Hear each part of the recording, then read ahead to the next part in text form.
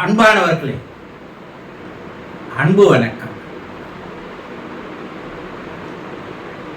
இறந்த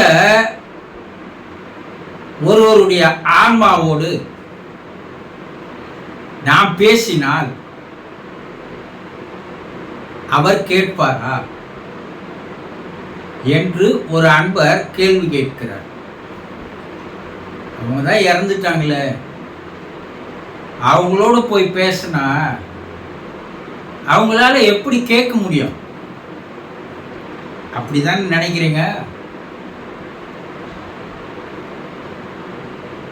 நீங்கள் பேசினால் அவர்கள் கேட்கிறார்கள். இறந்தவருடைய ஆன்மா ஒரு குறிப்பிட்ட காலத்திற்கு உங்களுடைய வீட்டிலேயே தான் அது வசிக்கும். உங்க வீட்டை விட்டு போகாது.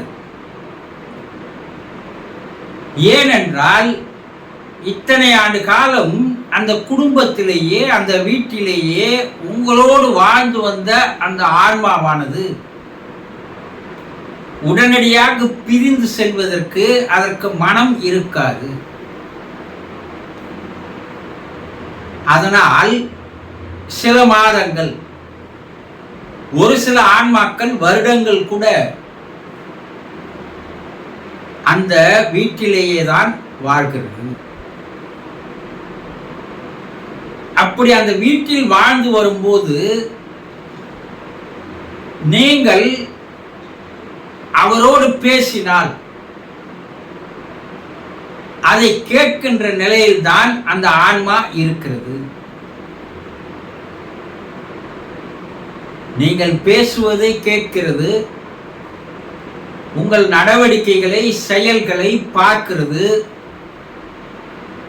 அந்த ஆன்மாவோடும் உங்களோடு பேசுகிறது. இதெல்லாம் நமக்கு தெரிவதில்லை. ஏன்னா அவர்கள் சூக்கும உருவத்தில் வாழ்கிறார்கள். அந்த சூக்கும உருவம் என்பது நம்முடைய கண்ணிற்கு தெரியாது.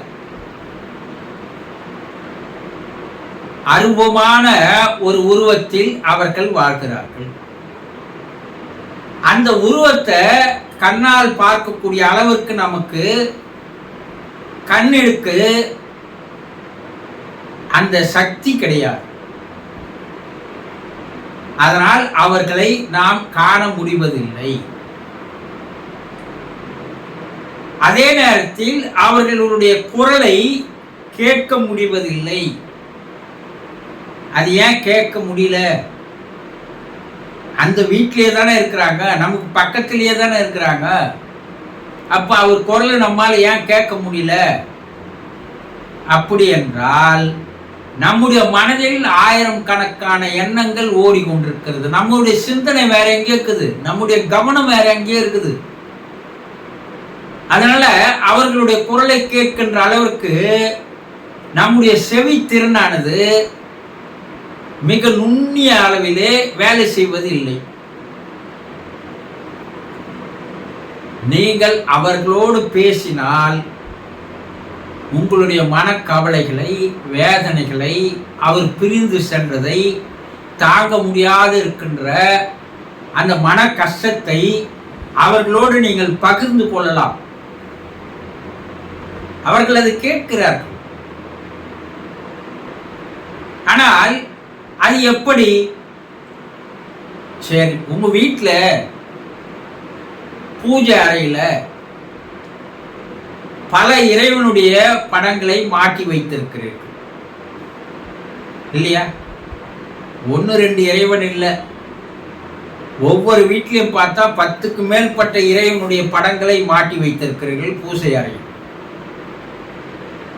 உங்களுடைய மன கஷ்டம் வரும்போது, மன வேதனையானது, மன கவலையானது இருக்கும்போது பூஜை அறையில் அமர்ந்து கொண்டு உங்களுக்கு விருப்பமான கடவுளோடு நீங்கள் பேசுகிறீர்கள் இல்லையா? எந்த நம்பிக்கையில் பேசுகிறீங்க? அந்த கடவுள் உங்களுடைய பேச்சை, உங்களுடைய மனக்குமுறல்களை, உங்களுடைய மனக்கவலைகளை கேட்பார் என்ற நம்பிக்கையோடு தானே நீங்கள் பேசுகிறீர்கள். இல்லையா? அதே நம்பிக்கை இறந்து போனவருடைய ஆன்மாவை மேல் வைத்து நீங்கள் நம்பிக்கையோடு பேசினால் எப்படி இறைவன் கேட்பதாக நீங்கள் நினைக்கிறீர்களோ அதே போல இந்த ஆன்மாவும் கேட்கிறது. அதுல உங்களுக்கு சந்தேகமே தேவையில்லை. ஆனா நீங்க பேசுறது இல்லை. நீங்கள் பேசினால் அவர்கள் உங்களுடைய பேச்சுக்கு ஏற்ற எதிர்வினையை அவர்கள் ஆற்றுகிறார்கள். ஏதோ ஒரு கோரிக்கையை வைக்கிறீங்க, ஏதோ ஒரு மனக்கவலையை வைக்கிறீங்க, மனவேதனையை பகிர்ந்துக்கிறீங்க, சில சிக்கல்ல இருந்து வெளிவர தெரியாம குழம்புறீங்க. இதையெல்லாம் அவரிடம் எடுத்து கூறினால் அவர்கள் உங்கள் பிரச்சனைகளுக்கு உண்டான வழிகளை ஏதோ ஒரு வகையில் அவர்கள் சூட்சுமமாக செய்கிறார்கள். பல பேர் அப்படி பேசி அதற்கு பதிலை வாங்கி இருக்கிறார். எனக்கு ஒரு குரல் கேட்டதுங்க, அது அவர் குரல் தான். நான் ஏதோ பிரச்சனையில இருந்து அந்த பிரச்சனையில இருந்து வெளிவர எனக்கு தெரியல. ஆனா அந்த குரல் அவர் குரல் தான். அந்த குரல் எனக்கு பிரச்சனை தீர்ப்பதற்குண்டான ஒரு வழியை கூறியது. அந்த குரல் எங்கிருந்து வந்தது நான் தேடி தேடி பார்க்கிறேன். ஆனா அந்த குரல் தான் வந்ததை தவிர உருவம் எனக்கு தெரியவில்லை என்று பலர் சொல்லுகிறார்கள். நடந்திருக்கின்ற உண்மைகள். அப்போ உங்க குடும்பத்தில் இறந்து போன ஒருவருடைய ஆன்மாவானது சில மாதங்களுக்கு உங்களுடைய வீட்டில்தான் அது வசித்து வருகிறது. எப்படி இத்தனை நாட்கள் உயிரோடு இருந்த போது அவரோடு பேசினீர்களோ, அவரோடு பழகினீர்களோ, அதே போல அவர் உயிரோடு இருப்பதாக நினைத்து கொண்டு இப்போதும் பேசி பழகி வர வேண்டும். அதனால என்னங்க, அவர் ஆன்மா உங்க வீட்டில் இருக்கிறதுக்கு காரணம் என்ன? அவருடைய ஆன்மா சாந்தி அடையல, சமாதானம் அடையல, அவர் இறப்பை ஏத்துக்கல, அத மனம் ஏத்துக்க தயாராகல, உங்களோடவே இருக்க வேணும்னு ஆசைப்படுறார். அப்ப நீங்கள் பேசுகின்ற பேச்சு அவருக்கு ஒரு ஆறுதலாக இருக்கும். அதே நேரத்தில் உங்களுடைய மன கஷ்டங்களை, மன குமுறல்களை, மன வேதனைகளை, மன கவலைகளை அவர்களிடம் நீங்கள் பகிர்ந்து கொள்ளும் போது, பேசும்போது உங்களுக்கும் மன அழுத்தமானது குறைய ஆரம்பிக்கிறது. ஒரு பெண்மணி தன்னுடைய கணவர் இறந்து சில ஆண்டுகள் வரை தினந்தோறும் அவர் வாழ்ந்த போது எப்படி பேசி பழகி வந்தார்களோ அதே போல அந்த வீட்டில் அவர் இருப்பது போல அவரை நினைத்து பேசி பேசி பழகி வந்தார்கள். அவர் கணவர் அதற்குண்டான எதிர்வினையை ஆற்றி இருக்கிறார். அது அவங்க விலாவரியாக தன்னுடைய உண்மை நிகழ்வை பகிர்ந்து கொண்டிருக்கிறார்கள். அதனால அவங்க என்ன சொல்றாங்கன்னா, எனக்கு ஒரு மன ஆறுதல் கிடைச்சது, மன அமைதி கிடைச்சது, அவர் பிரியல, என் கூட தான் இருக்கிறாரு. இதை மற்றவங்களுக்கு சொன்னா புரியாது, தெரியாது, ஏற்றுக்க மாட்டாங்க. ஆனா அவர் என்னோடு தான் வாழ்ந்து வருகிறார் என்று அதீத நம்பிக்கையோடு அந்த பெண்மணி கூறுகிறார். எனக்கு சில விஷயங்களை கூறுறார், நீ இது போல செய், அது போல செய் என்று கூறுகிறார். சில நேரத்தில் எனக்கு மன ஆறுதல்களை தருகிறார். நான் சில மாதங்களில் ஒரு பக்குவ நிலைக்கு நான் வந்தேன்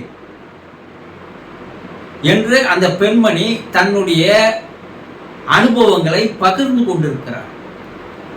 ஆக இறந்த ஒரு ஆன்மாவோடு நீங்கள் முழுமையான நம்பிக்கையோடு நாள்தோறும் பேசி வருவீர்களேயானால் அவருடைய மனதும் அமைதி அடைகிறது, உங்களுடைய மன அழுத்தமும் குறைகிறது.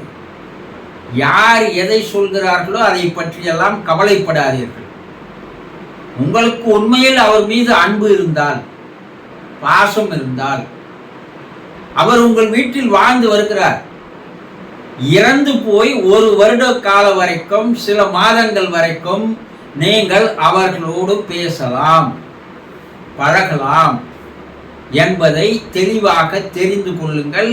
பேசி செய்து பாருங்கள், பேசி பாருங்கள். சில மாதங்கள் தொடர்ந்து அதுபோல் இருக்கிறீர்களானால் உங்கள் மனமும் லேசாக இருக்கும், உங்கள் மனமும் ஒரு அமைதி நிலைக்கு இருக்கும், எதையும் ஏற்றுக்கொள்ள தயாராகக்கூடிய அளவுக்கு மன வலிமை பெறும். அவருக்கும் அது சந்தோஷத்தை தரும். அவரும் உங்களோடு சில விஷயங்களை பகிர்ந்து கொள்வார்கள். இவையெல்லாம் உலக அளவில் நடைபெற்றிருக்கின்ற உண்மை நிகழ்வுகள் ஆகும்.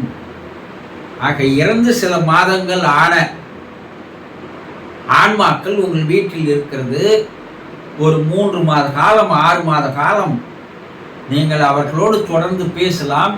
அவர்கள் உங்கள் பேச்சை கேட்கிறார்கள், உங்களுடைய நடவடிக்கைகளை, செயல்களை பார்க்கிறார்கள், உங்களுக்கு ஆறுதலாக இருக்கிறார்கள், அரவணைப்பாக இருக்கிறார்கள், பாதுகாப்பாக இருக்கிறார்கள் என்பதை முழுமையாக நம்பி செயல்படுங்கள்.